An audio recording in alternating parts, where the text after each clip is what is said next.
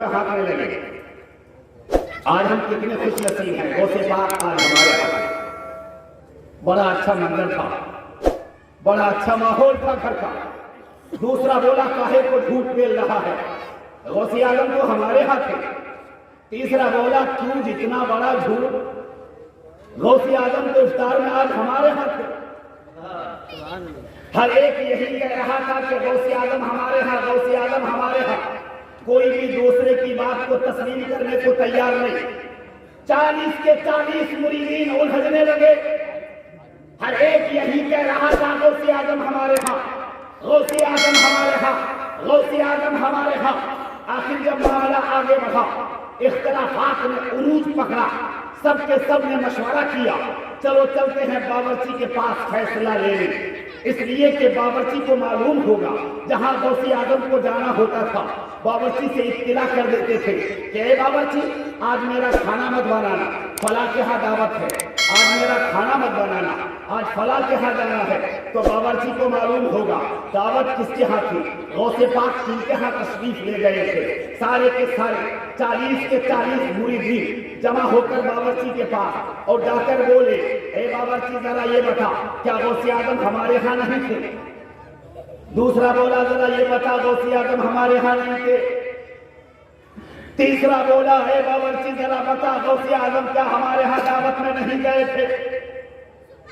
बावर्ची ने हालात को देखकर कहा, ए सवाल करने वालों सुनो, गौसे आजम ना तो तुम्हारे हाथ थे ना तुम्हारे हाथ थे, बल्कि गौसे आजम खुद आज अपने दौलत करने में थे और अपने हाथों से हमने रोटियां खिलाई। अरे वाह, सुभान अल्लाह सुभान अल्लाह। मसला गया था सुलझ नहीं मगर उलझ गया। कानों की सुनी हुई बात तो झूठी हो सकती है, मुमकिन है, मगर अपने आंखों के सामने, बच्चों के सामने, पूरे परिवार के सामने जहां गौसे आजम हो, अब कैसे यकीन हो सकता है कि हमारे यहां नहीं थे? सबकी आंखें अश्कबार हो गई। ये आंखों की देखी बात किस तरह झूठी साबित हो रही है। सब रोते हुए गौसे आजम की बारगाह में हाजिर हुए। हाजिर होकर बोले, सरकार जरा फैसला फरमा दें, क्या आप हमारे यहां नहीं थे? दूसरा बोला क्या आप हमारे यहां नहीं थे? तीसरा बोला क्या आप हमारे यहां नहीं थे? गौसे आजम समझ गए कि अब राज राज नहीं है, राज फाश हो चुका। मोहब्बत से बोलो सुभान अल्लाह, जरा मोहब्बत से बोलो। हम गौसे आजम के दीवाने हैं, उनका मकाम तो जरा समझो। गौसे आजम समझ गए, इमली का पेड़ खड़ा था। गौसे आजम ने फरमाया, मेरे दीवानों आंखें बंद करो। मुरीदीन ने आंखें बंद की। कुछ देर के बाद आपने फरमाया, आंखें खोलो। सबने आंखें खोली। आपने फरमाया, पत्तों पे नजरें डालो। सबने नजरें डाली। क्या देखा? जो गौसे आजम सामने तशरीफ फरमा थे, वही गौसे आजम इमली के हर हर पत्ते पे तशरीफ फरमा थे। समझ गए, अब बात साबित हो गई। एक ही वक्त में जब गौसे आजम लाखों पत्तों पे पहुंच सकते हैं, तो एक ही वक्त में करोड़ों मुरीदीन के हाथ भी पहुंच सकते हैं। वाह क्या मर्तबा गौस है बाला तेरा, अरे ऊंचे ऊंचों के सरों से कदम मारता तेरा। कुछ लोग कहते हैं कि गौसे आजम क्यों कहते हो? आजम तो ये अल्लाह ताला ही का नाम है, सबसे बड़ा तो अल्लाह। आजम तो अल्लाह ही है। आजम माना बड़ा, सबसे बड़ा अल्लाह है। गौस माना मददगार, दस्तगीरी करने वाला।